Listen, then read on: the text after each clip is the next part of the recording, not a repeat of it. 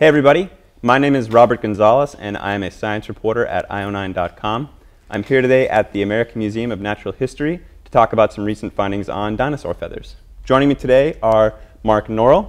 Norell is the Paleontology Division's chairman and curator here at the museum, and a lot of his research revolves around the origin of birds and the groups of dinosaurs to which birds are most closely related. Also joining us is Mick Ellison. Mick is a senior principal artist, also in the museum's division of paleontology. Mick works closely with Mark and other paleontologists at the museum to help conceptualize what long extinct animals might have looked like. They were both involved in research that is being published in today's issue of Science magazine on Microraptor. Microraptor was a small, four-winged dinosaur that lived over 100 million years ago in the forests of what is now China.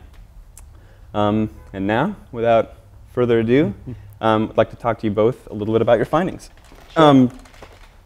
I was hoping we could start out by talking a little bit about what we knew about Microraptor, or what we thought we knew about Microraptor before this paper was published. Well, actually, we knew quite a bit about Microraptor because it's known from a number of specimens. And Mick and I have had the opportunity to study the Microraptor specimens basically since they were first discovered about 10 years ago. And what we knew about it previous to this was that it was a small animal. It was related to some other very familiar dinosaurs, things like Velociraptor and that Dromaeosaurs is the group that it belongs to. We also knew that it was covered with feathers. And while that sounds pretty novel to a lot of people, that a feathered dinosaur, why isn't it a bird? It's much more closely related to animals like Velociraptor, like Troodon, than it is to any modern bird, even though it looks rather bird-like in appearance. So that we knew all of that, but we didn't know what color it was. We didn't know whether or not that it may have used some of the same sort of social signaling and stuff that we see in modern birds today. And that's really what this paper is about. That's really cool. So something that you mentioned is that at first glance, if you guys could bring up number 4, Microraptor might look to somebody today very much like a bird that they would find just out and about at first glance. But soon after seeing it, they'd realize that this is something that is very unique and very different from birds of today. And part of the reason for that is that this is in fact a non-avian dinosaur. I was hoping you guys could flesh out the distinction between non-avian dinosaurs and the birds that we know today. Yeah, well, I think that, you have to really think of it as hierarchical. That humans were primates and we're also mammals. So humans are a kind of primate, and us, mice, deer, whatever, are all kinds of mammals. Birds are a kind of dinosaur. And that what's been really exciting to be a dinosaur paleontologist over the last couple of decades is really that what we've started to learn is that a lot of these things that we used to think that were just totally characteristics of modern birds, things like feathers, things like hollow bones, wishbones, all these kinds of things, are embedded really deeply inside of the dinosaur family tree, the non-avian dinosaur family tree. So the way we have to look at it is that all living birds are more closely related to one another than any of them are to things like Microraptor or Velociraptor. And what we've learned, though, is that things like Microraptor and Velociraptor and even Tyrannosaurs had feathers. So it's just a characteristic that's embedded really deeply within the dinosaurian family tree. Yeah. And one of the things that's really interesting about those feathers, like you said, is that in recent years you guys have been able to take a look at them and figure out what color they might have been. How do you exactly go about doing that? Well, the color issue really comes from that there's organelles, small bodies that exist in the feathers that contain pigment. And that by looking at the organelles, actually, Matt Shockey, who's the lead author in the paper, was the one who has done a lot of the work on this, that you can mathematically describe the shapes of these organelles in living birds. And these things are small. That they're only a few microns across. So you can fit 100 of them across a human hair. Exactly. Yeah. So that if you look at the shapes, though, you're able to predict what color the animal was by this mathematical deconstruction of the shape, and that it works for living birds today. So these specimens from northeastern China are so exquisitely preserved that we're able to look at these same organelles, and even though that they don't preserve the colors, we can predict what color they were by the shape of these things. So the organelles you're specifically talking about, those are melanosomes. The melanosomes, right. And basically by comparing those two modern day birds, you've been able to infer what this bird's plumage would have looked like. Yeah, and there's two aspects of it. You know, plumage in living birds is both pigments, okay, like, you know, things like melanin, things like some carotenoids, but it's also structural color. And structural color comes from the arrangements of the melanosomes or other aspects of the feather relative to, you know, just other parts of the feather. So that is what causes the iridescence in this animal, because it's, you know, if you look at a bird like a peacock or a hummingbird or, you know, a grackle or a crow, especially in grackles and crows, you see this, like, you know, blue-green iridescence, and that's because of the way the melanosomes are packed with one another, sort of end to end, instead of just being arranged in a different way. So, you know, in addition to being able to tell that this animal is black, we can say that it was iridescent, which is something which, you know, if somebody would have told me that 15 years ago when we first started finding these sorts of fossils in northeastern China, I said, no way we're ever going to figure any of this stuff out. But, you know, we've moved a long way. Yeah, and I actually spoke on the phone with Dr. Shockey a couple of days ago, and something that he said to me that really stuck out was that this sort of research, the comparisons that you're making between this prehistoric dinosaur and modern day birds, would have been impossible as recently as, you know, 3 or 4 years ago. Why is that? I think a little bit of, well, it's a lot of reasons. I mean, some is we have exquisite new fossils, which always helps. Second is that I think just the questions that paleontologists are asking these days are very different than they used to do in the old days. That, you know, that it's less about kind of just naming new kinds of animals and more biological questions about, you know, what color were they? How did they behave? So we're starting to approach the field very differently. You know, also that some of these, you know, big databases are being built now, like the one that Bruce made and stuff, that about, you know, how the melanosomes that, you know, compare with feathers in modern birds. So, like, I mean, I think that that's always good also. And, you know, we've been able to, I mean, the age of the internet, the age of computers, the age of video conferencing has allowed these big consortia of lots of different people who approach problems kind of like different. Exactly, you know, I mean, you know, we have the Chinese guys, we have the Julia and Austin, we have Matt's work and stuff, so it's really good. Very cool. And Julia was involved in the research that was the, I guess you would call it the former record holder for an iridescent feather before this, right? Yeah, it was from the Messel from Germany, right? Yeah. It's a well-known place, so that's very cool. So you mentioned briefly the emergence of really, really spectacular specimens. When you come across a specimen that looks as good as this one did, and if you guys could bring up image number 1 here, this was an exceptionally well-preserved specimen. Yes. Correct? Yes. And when you have a specimen that has been, you know, preserved that well, it's a really great opportunity to sort of take that and reconstruct what this animal might have looked like. And one of the ways you can do that is to bring in a science artist like Mick, and to have them sort of basically reconstruct this animal from the ground up. Could you talk a little bit about what goes into that and how that works? Yeah, sure. I'm lucky to work with these Chinese fossils because the preservation is just exquisite on like this Microraptor fossil.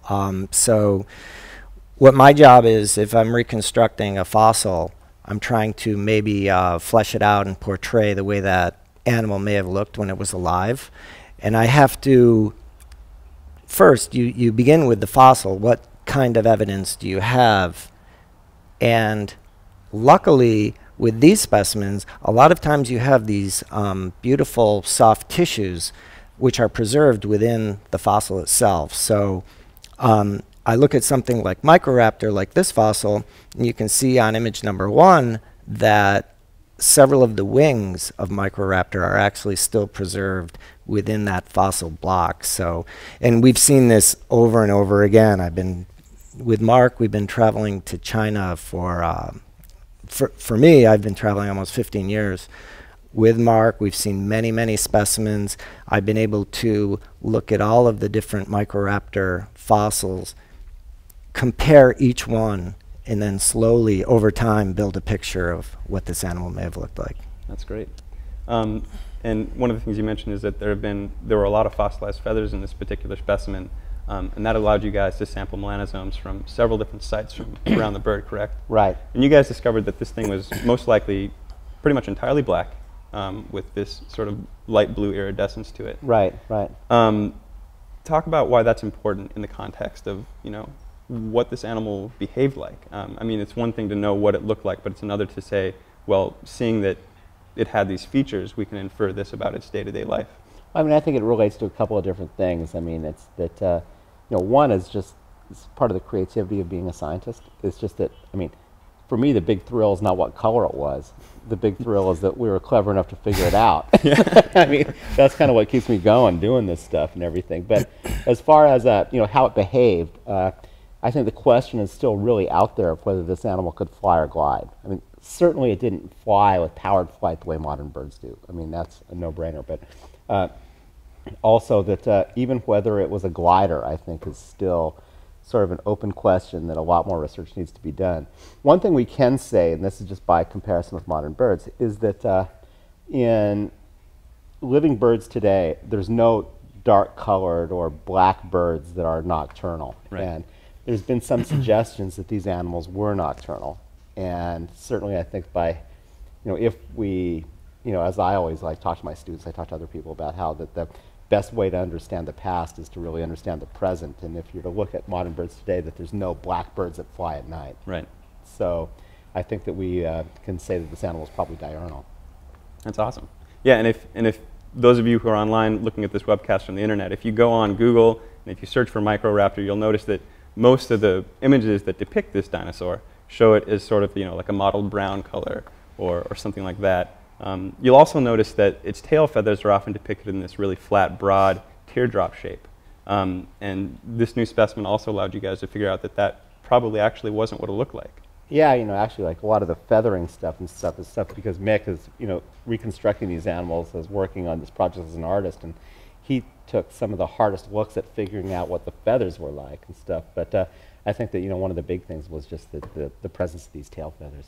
Right, and that actually speaks to something as well in the sense that the coloration of the dinosaur suggests that it might have used it for displays, right?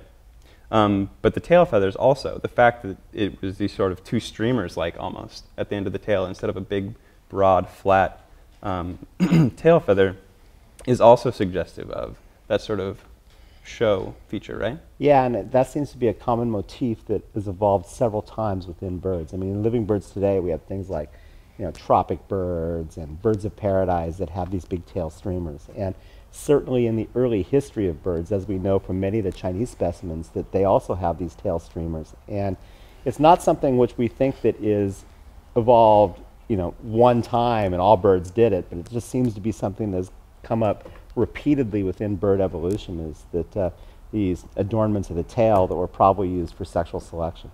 Right. Very cool. Well, that's a good, I think, foundation to work with. I think we're going to go now to Twitter. If you guys want to submit questions online, you can do it with the hashtag DinoFeathers. You can also submit questions via email at, I think it's comments@amnh.org. We've got a few lined up here already. So Graciela in Argentina has a question. She asks, what can you say about the geological setting where these fossils were found? We can say quite a bit, just because this is this area, everything was preserved, from plants, from insects, and other things. I mean, it was an area that was primarily hardwood forest. And you're talking the hard beds in China, correct? In China, yeah. Where the specimen was discovered. It was a temperate forest. It wasn't subtropical, but it was very much like sort of deciduous forests that we see today. Also, the reason that these animals are so spectacularly preserved is a lot of them may have even been killed by volcanic gassing, and then they were quickly buried by very fine-grained volcanic ash. So because of that, they weren't desiccated, they weren't predated on, they weren't scavenged, so that we get these things like feather preservation. And you guys have found a lot of dromaeosaur there, correct? Yes. And that's been super helpful in sort of reconstructing. Really, it has. Yeah. I mean, I think that to people in mixed business and stuff, the fossils from Liaoning have been really changed the way that artists perceived dinosaur fossils, and therefore then that the general public does, because that they're the vehicle that this stuff gets transmitted through. Yeah, absolutely. I mean, you see that in something like Jurassic Park, right, where the first movie there were no dinosaurs with feathers, and then the subsequent sequels, boom, they're everywhere. Yeah. That's really cool. Sam on Facebook would like to know what differentiates the iridescence that you guys are inferring from these feathers from what might be the result of, say, minerals deposited during the fossilization process? We don't see a lot of what's called diagenesis in these fossils. I mean, that if you look at even the fossils are so well preserved, is that even if you look at them using the technique we use, scanning electron microscopy, you find that the scans that you see look identical to the scans that you would do of a modern feather. So it's just, we feel strongly that this isn't some secondary overprint. Very representative. Of Very what you would representative. expect to see. Very cool. Also from Sam is basically a follow-up question was how you could determine that this color is of biological origin and not as opposed to, say, an artifact. Well, again, the shape of the melanosomes correspond very, very well with the shape of the melanosomes in modern birds. So you just use the same sort of mathematical deconstructions of the shape of the melanosomes that you would do on a modern bird feather, and then use different kinds of statistics, factor analysis, and things like that to be able to apply statistical confidence to it. So. Yeah. You mentioned the shape of the melanosomes. Something I recall reading was that the more spherical melanosomes tend to take on this sort of rust-colored appearance. Yes. Whereas the more longer rod-shaped ones tend to take on a darker, like a black or gray appearance. Right. Exactly. So I mean, if you look at the database that Matt put together and stuff, you're able to just sequentially differentiate lots of different colors by just these shapes. Right. So. And as that database grows in size, the easier it will be for you guys to reference it and make comparisons. And right now that database has something on the order of like 160, 170 different. But it's not just 170. It's 170 of carefully chosen ones that represent the entire spectrum of feather diversity within living birds. Right, and that's a whole bunch of species too, right? Those aren't. Some of those are duplicates or triplicates, exactly. So. Very cool. And is that? I'm assuming that just continues to grow all the time. Oh, it does. So. That's awesome. Very cool. Another question from Argentina was, besides the color, were you able to establish any other features leading to some conclusions related to Microraptors' environmental conditions? Well, I think that the environment, I mean, obviously vertebrate fossils are so rare that determining environmental conditions on the basis of a vertebrate fossil is really hard. It's kind of like, you could look at the skeleton of a mountain lion here in the southwest of the United States and compare that with the skeleton of a leopard from subtropical India, and they'd look pretty much the same. Yeah. So, I mean, if you want to study environment, things like that, you need to use geochemistry, or you need to look at plants, or you need to look at things that are far less charismatic than dinosaurs. Dinosaurs are pretty charismatic. I said far less charismatic than dinosaurs. I mean. A Twitter user would like to know, can purely structural colors, such as the blue in a peacock's neck, be discerned in fossil feathers? Yeah, well, that's really what we did, or mostly what Matt did and stuff, because by just looking at the architecture of the way in which the melanosomes are distributed relative to one another, of whether they're all piled on top of one another, sort of like randomly, or whether that they're ordered in such a way that they may diffract light, is what we found, and also what the other group who did the work on the mesyl feather for iridescence found as well, so that when these things work as diffraction gratings or like little prisms to be able to like blast out those colors. Right, there's sort of like a primary level where it's the individual colors of the melanosomes themselves, and then the secondary structure of them. Exactly. Yeah, that's amazing. And another follow-up question to that was that the impression, one Twitter user said that he had the impression that Microraptor had somewhat elongated feathers on its thumbs, and wanted to know if that was a preservational artifact. Yeah, you can speak to that. In modern birds, they have an alula, which would be, you could call that a thumb feather, and we've seen in several of these Microraptor specimens evidence that there is some kind of feather preservation, some kind of soft tissue preservation where that thumb feather would be. So. Would that have served a functional purpose, or? Well, perhaps. I mean, the alula, the true alula, first appears in a group of birds called enantiornithines, which are clearly, more closely related to modern birds than things like Archaeopteryx are, and the presence of an alula is a very aerodynamic feature that helps animals when they're going through the air. Now, I think that while we don't think that this animal could fly, or have powered flight, it may have had some gliding capability, and what we might be seeing is some sort of very nascent stage in the the origin of the modern flight wing. Right. Cool. There was a question here that I definitely wanted to get to. We actually touched on it briefly a second ago. A Twitter user asked if they found out if it was black all around or if they only checked a few spots. And we mentioned earlier that this was a particularly well-preserved specimen, and that allowed you guys to look at, I think it was, high 20s, like 29 different spots throughout the bird, the dinosaur. Yeah. And that's, as you mentioned earlier, really unprecedented in this kind of specimen. I think you mentioned Archaeopteryx a second ago. And there was a paper published a few months ago that that found that Archaeopteryx likely had black plumage, but they were going on one feather. Right. So could you talk about how that can be sort of a challenge when trying to depict what these animals look like? Well, I mean, it's always a challenge because and it's something that we're hoping in the next generation of these studies to be able to do it a little bit differently. I mean, when you have a beautiful specimen like the one in picture number 1, that a lot of times it's really difficult to persuade people to say, okay, we're going to go in and we're going to take a bunch of samples of this, because it is destructive sampling. I mean, it does mess up the specimen a little bit to be able to look at it. But as our techniques are getting better and changing it, we think that we'll be able to supersede some of that and perhaps do totally non-invasive things in the future. It is always hard to be able to even take one sample. I mean, a couple years ago, I was fortunate enough to work on a project where we were looking at growth in Archaeopteryx, and the Archaeopteryx are sort of the holy icons to paleontologists and stuff, and to be allowed to be able to take a chunk of one of those things off, to be able to say, okay, we're going to take a piece off and then we're going to cut it up.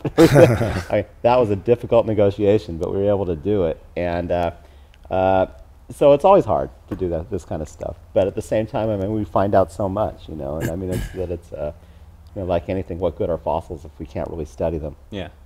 Yeah, it's always a sort of cost benefit you got to go with, right? Exactly. That's very cool. A classroom watching this in Brooklyn, New York would like to know what the dimensions of the Microraptor were. Well, the different specimens are different sizes, but in general, they're mostly pigeon-sized.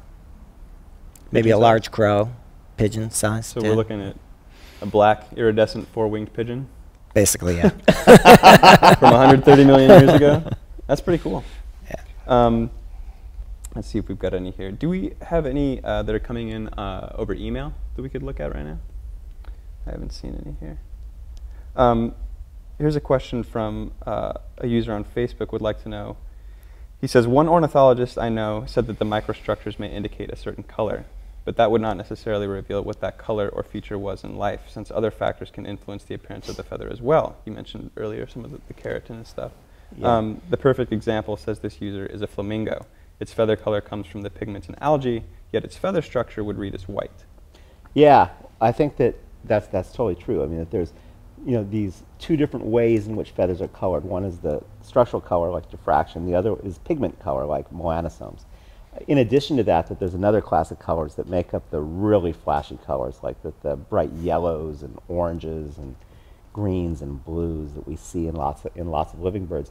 And the molecules that impart that color are carotenoids primarily. And carotenoids are very, very, very fragile molecules, which don't seem to, they don't preserve very well. They don't hold up against 130 million years of... So they don't even hold up after a week. Yeah, I mean, it's like we know that here because even that, flamingos are a good example, other birds are a good example that, that they're very susceptible to breakdown by UV light.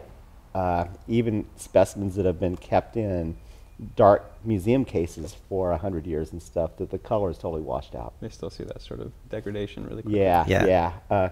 We are doing some experiments that I'm involved in now that's trying to look for secondary degradation products of carotenoids. So I think that one day with the right kinds of sensitive instruments we'll be able to figure this out. But for the time being, I mean, we're pretty much restricted to the eumelanin and pheomelanin and stuff, which impart these black colors or ruddy red colors and stuff that we see in living birds. Which still, the potential for that is obviously enormous because, it is, as we mentioned earlier, this is a really, really, really young field in terms of looking at the paleobiology of these creatures. Do you guys expect to see a lot more of these sort of studies coming out in the not too distant future? Well, I think so. I mean, a lot of it is that we're really limited by really fantastic specimens. Yeah. And that there's a lot of Microraptor specimens out there now. So as specimens like Microraptor, like Anchiornis, like some of these other things become better and better known and more of them are around, then it's a lot easier to convince museum curators and administrators at other places to let us sample them. I mean, for the sampling. Yeah. Very cool. Dana via email would like to know what the benefits the Microraptor may have benefited from on account of the color of its feathers. Was it for camouflage? Would it have helped it find food? And in what strata of the forest might it have lived?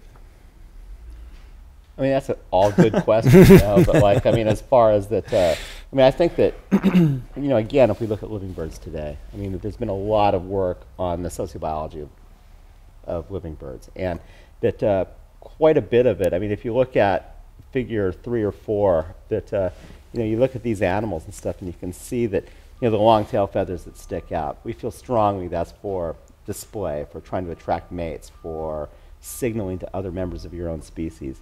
The iridescence also was probably for that. Certainly, I don't feel that you know, any birds that are alive today, like, you know, crows or starlings, blackbirds, grackles, and stuff, use their black color necessarily for camouflage. I mean, to me, it's all about showiness. It's all about display. Yeah, exactly. Very cool. Exactly. Something that I think we should also talk about in the context of the evolution of flight is what these findings mean in terms of why 130-million-year-old dinosaurs may have evolved feathers in the first place. This sort of suggests that it might not have been solely for the purposes of flight, correct? Yeah, I think we know that conclusively, because certainly that there's animals which are much more distantly related to modern birds than Microraptor, which were completely feathered. And the first times that we find feathers on dinosaurs in the fossil record and stuff is that the feathers don't look anything at all like the feathers that we think of as feathers, of having a central rachis and then veins that come off of them. I mean, they're more like little hairs, and they're quite short. Yeah. And so I think that you can easily make the argument, like a number of us have, that that you start out with kind of just a fluffy body covering, probably as an insulation blanket to keep warm, and then that becomes elaborated as display structures, and then finally that becomes co-opted for feathers that are involved in flight. Right. Awesome. Wild Yoga on Twitter would like to know, what are the next steps in studying this feather and fossil? What do you see happening in the near or distant future? I don't know. I mean, it's like you know, I mean, I'll be in Beijing next week, so like I'll see what they've got, everything as far as what's next. But is it sort of is it that organic, the process of, you know, in terms of finding things that you work with or finding people to collaborate with on this sort of study? Not really, because we have a pretty tight network of people that we've worked with for years. I mean, that you know, we've been very fortunate here at the museum and stuff to have a number of students and postdocs who've come through who now occupy positions of authority in China and Argentina and other places. So that and we're still all friends with one another. We still all work together. So it's kind of worked out. So. Yeah. So I imagine that really facilitates the research process. Oh, it really does, you know, and I mean, and also just, you know, being able to work with people who just aren't scientists. I mean, that, you know, my collaboration with Mick on a lot of these projects and stuff has been great, because it's really allowed us to be able to, you know, too often that people who are in my kind of position, we have to both take photographs, do the art, as well as write, do the research. And not only am I freed from that by having, you know, Mick do the artistic aspect of it, it's always great to have the eyes of another really careful observer and stuff when you're looking at some of this stuff to, you know, that, you know, say, well, you know, check this out, it's a little different than this other one and stuff like that. Yeah, so, definitely. So that always works. Something I'd also like to hear a little bit more about from Mick, there's a really great profile of you on the New York Times website right now. They did a short little featurette. Something that you mentioned on there that I was interested in was you said a lot of your job is actually revolves around photography, not necessarily drawing. Yeah, that's true. Because I'm an artist within the research area of paleontology, you know, any drawing that's created is going to be subjective. So we rely on photography most often to just get an accurate image of what that fossil actually is. Yeah. So maybe in the past, artists would have reconstructed fossil bones. They would have filled in areas that were missing, but they were always bringing something into that with their own imagination, and maybe you can't rely on that too much. So we try to hold a conservative edge, and we stick mostly with photography. That's cool. But at the same time, and this is something I also heard you mention that little featurette, you know, by spending more time drawing it, physically drawing it, you come to realize a more intimate relationship with it. Oh, absolutely. Come to understand it better and sort of be able to. Absolutely. And I see a lot of students and scientists doing the same thing. It's a great activity. When people discover that if they're studying, say, a specific fossil, a specific bone, whether they're talented at drawing or not, it really doesn't matter. But if you just open a pad and just start to sketch it, it's going to force you to really look at it in a very careful way, and that can only benefit you. You'll begin to really know what you're studying. Not me though. I just kind of draw stick man. Yeah, he's terrible. He's terrible. He's a terrible artist. None of my talents, but that's not one of them. None of that is rubbed off. No. It's not too late to learn. Yeah. We've got a question on Twitter that asks, were there feathers on any of the very large dinosaurs, or was it primarily found on smaller ones? That's a good question. Okay, primarily we know them just on small ones. Certainly we know, though, that some very large dinosaurs, well, not really large, but as juveniles, were feathered. I think that, just to throw a teaser out there, there's going to be some big surprises coming up in the next month or so. The next month, you say? Awesome. Sounds good. We've got a question over email that asks, what do you speculate they might have eaten? Microraptor, that is. And do you think that they might have lived in trees? I think it's a good bet they lived in trees. There's a paper that came out by Jingmei O'Connor and Zhejiang He about a month ago where they actually found that the remains of a small true bird in the stomach of a Microraptor. And I think that these animals were like, small little carnivorous animals. I mean, they would have eaten basically anything that was smaller than them. So a lot of the small dinosaurs that we found that are known from this size, even some of the historic specimens in Germany from Solnhofen, like Compsognathus and stuff, have lizards in their stomachs. Yeah. And so, they're just small opportunistic predators. Cool. Good for them. Yeah. We've got a question from Twitter that asks, is it possible that Microraptors also brooded their eggs as well, like the oviraptors did that you suggested in 1995? I think definitely. I mean, because that if we look at that, oviraptors are more distantly related to modern birds than Microraptor is. So since living birds brood their eggs, since oviraptors brood their eggs, that we would expect that behavior to be present in the last common ancestor of both oviraptors and living birds. And since Microraptors also descended from that common ancestor, in lieu of any other information, we would predict that it would have brooded its nest. Very cool. See, there was a follow-up question here from the classroom in Brooklyn that I wanted to get to. Here it is. They say, thank you for reading our questions. You're welcome. It says, are there any natural predators of Microraptor that you know of? Anything with big teeth that was bigger than Anything it. Maybe other Microraptors. Yeah, maybe, exactly. Because some of them are fairly large. Some of the specimens are quite a bit larger than this one. I mean, it's like any natural environment. I mean, it's a dog-eat-dog world out there. So, like, I'm sure these things were heavily predated on by some of the other animals that even other feathered animals like primitive tyrannosaurs like D-long, which are from the same area and stuff. That was about 6 feet long. Sinornithosaurus, which is about 3 feet long. Right, so. because I'm under the impression that these things were very, very, very common in the forests of China. I mean, they were probably one of the more populous species there. I don't know. It's hard to say. It's hard to say because, I mean, when you look at the fossil record, if you go to any place to excavate and you find lots of one kind of animal, for instance, that does not necessarily mean it was the most common one. Because it might just mean they all died there. Yeah, the record is really biased in a lot of ways for a lot of different reasons. Cool. We've got a question from Twitter asking if, since this dinosaur had feathers, is that any strong implication that it was endothermic?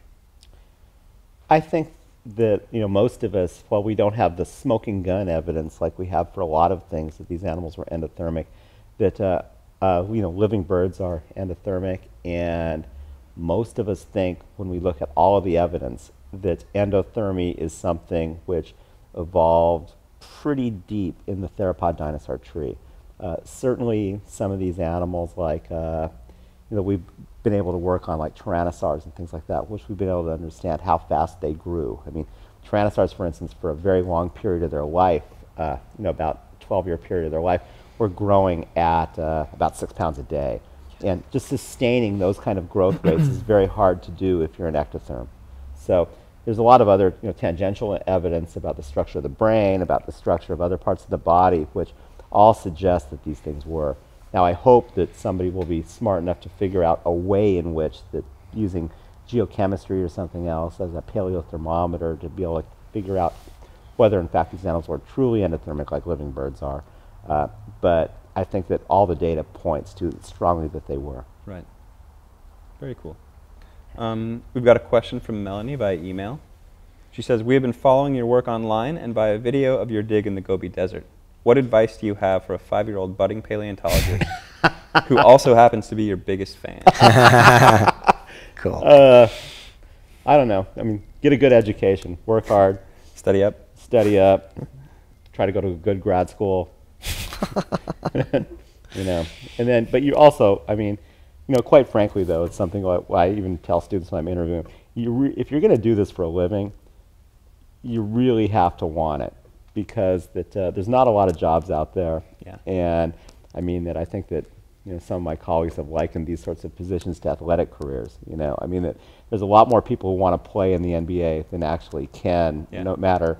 And in some cases, it's no matter even how good they are and stuff. It's just that the number of positions is few and far between, which, I don't want to dissuade people. I mean, I think people should know a lot about paleontology and things like that. But if you look at the trials and tribulations of some of my, current students and stuff, of them trying to find positions, it's just really tough out there. Right. So it's a hard road. It's a hard road. But if you're going to start, you might as well start when you're 5.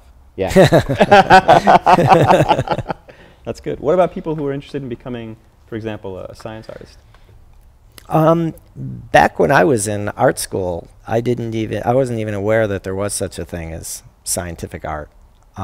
But today, thankfully, because that was back in the dark ages, but today there's plenty of programs. I know of a few that that just specialize in scientific illustration. So if you're focused and that is a route that you are interested in taking, there are programs out there, and they're very good. Awesome. Yeah. Let's see if we've got any more coming in here on the iPad. Follow-up question from Wild Yoga on Twitter asks, you said some specimens were bigger. How many specimens did you work with, and what was their size range? Well, the first Microraptor specimen I saw was probably, if that's pigeon-sized, maybe chicken-sized. Would you? The first one's smaller than that. It's that one. Oh, right. Yeah, that was a tiny one. Yeah. So that was about quail size. Right. So we've seen them, maybe ranging from this large to the largest, which was maybe, with the tail included, was pretty big. Yeah. Fairly large. Wow. And sorry, you mentioned how many specimens was that you looked at? Well, we've seen a lot of specimens, like in museums all through northeastern China, of ones which were incorporated into this study were ones that have been published before. And I think that was 8 or 9 specimens. Yeah, those were the cited ones. But then, there's the countless. You're in maybe some small town and there's a provincial museum, and as you're leaving, you open a drawer and there's this exquisite Microraptor specimen. The whole wing is preserved and the drawer is shut. It's like, let's move on. And you're like, wait a minute. No pictures. Yeah, no pictures. Yeah, and that's it sticks with you, though. You memorize it. That's something we were talking about a little bit before the webcast started, was that, there may be more specimens out there than you even know about, right? Yeah, there this are. is just because in addition to the ones that we've seen in both the big collections like Shenyang, Beijing, Chaiyang, then there's the small, really regional museums. But then there's a whole other layer. There's all this stuff on the black market that's been sold illegally, exported illegally. That you see it in private collections around the world, or you see it in private collections or for sale, and like kind of a black market places and stuff. So that there's a lot of specimens out there. Yeah, I'm from Tucson, Arizona, originally, Yeah, where they of have course, the gem every minerals. year. Okay, Every you've year. seen it. Every All the year. dinosaur It's eggs. Right, and- there's some segment on the news embryos. about black market. Yeah, yeah. Dinosaur. Oh yeah, dinosaur remains. all the time. We've got another question on Twitter that asks, what does this finding suggest with reference to the trees down versus ground up debate? I think what they're talking about is the origin of flight, as whether that true flapping flight occurred from animals which were cursors, and so they were running and developed flight that way, or whether it went through an intermediate gliding stage from the trees down. I think that this is a very difficult question, and I think that probably even it's like a lot of the way science is and stuff. It's always representative of, there's two camps. There's those that think it was trees down. There's those that think it was ground up. Or there's those who think that it was warm-blooded, or those who think it's cold-blooded. I mean, it really isn't that way. I mean, the problems are much more complex than that. And probably that the origin of flight is some hybrid of the two. I mean, that, and it's not just one or the other. As far as how this individual specimen relates to that, it's a little difficult to tell. I mean, I think that some of the work that we did a little bit of it a few years ago, but we've kind of like dropped it, but I intend to pick up once again, is just the only way this is really going to be determined is to build super high resolution models and fly them in wind tunnels. Right. And which to some extent is something that people have been working on. Yeah, I mean, we've flown models in the wind tunnels at MIT and stuff, and it's just something which that is a lot of work. And again, it's putting together another big consortium of collaborators with people who are actually aerodynamic engineers and things and stuff, right. which is something way out of my expertise. And it would be the ideal project if a student wanted to work in my lab or something, and if they wanted to make it their dissertation to do something like that. That would be awesome. Work with some of the people at the Flight Lab in Missoula, Montana, which that they really have the finest facilities in the world for flying live birds in wind tunnels, for testing other things. But it's a lot of work, and it takes a lot of time, and it's hard. Yeah, I'd imagine. We've got another question via email that asks, given how much has changed in this field of research in a few short years, do we have any reason to think we might find feathers further down the tree of non-avian dinosaurs? I think we have. I mean, that there's feather-like structures which have been found in, there's two groups of dinosaurs. One is the Saurischian dinosaurs, so that's like the big traditional sauropod dinosaurs, and the theropod dinosaurs in birds. The other group is the group of animals which includes horned dinosaurs like Triceratops and duck-billed dinosaurs. In one of the very early members of that group, an animal called Tianyulong, also from this same area in China, it was found with a fluffy body covering. And you can easily argue that things that are like feathers are primitive for all dinosaurs, and that it would have been a common attribute that's present in all of these things. So that I mean, it's kind of an exciting time, because even if you go further down the tree, we know that pterosaurs had flying reptiles had a fluffy body covering as well. So I think this is a very, very ancient feature in these groups, in this group in general. Here's a question that I've also been curious about: is how common do you see specimens with this sort of four-winged feature? Well, we've seen a lot. Yeah, it may go well beyond Microraptor. Yeah, I mean, there's Anchiornis. I think you can make a good case for it in Sinornithosaurus as well. Yeah. So this is a pretty common motif. I think that the jury is still out of what, in fact, that the hind limb, feathers actually did, is whether they actually were an airfoil and had some aerodynamic use, or whether they were used for something else, who knows what. But it's pretty common. Cool. And even some people even suggested, I mean, Nick Longrich has suggested that Archaeopteryx even had, the most primitive known bird, had a similar sort of architecture of the hind limb. But unfortunately, that during the early 20th century, that they prepared it off when they were further cleaning the specimens, because he's looked at a lot of old lithographs and stuff of the way the specimens originally looked. And something is missing here. Yeah, exactly. Wow. So. All right, cool. Well, I think that about wraps it up. We've got another question here that I'd like to just throw in at the end. It says, when and where will there be a printed version available of your research? and how can we get it? Well, I mean, it should be on sciencemag.org. You know, that the paper appeared today. It's a subscription kind of thing. I mean, they're not out there for free, but if you go to it, most libraries have subscriptions to it, and certainly you'll be able to download a PDF. Sounds good. Cool. Thanks, guys, for talking with us today. My name is Robert Gonzalez again, and I'm with io9.com. You've been watching a live webcast via the American Museum of Natural History, and thank you very much for joining us.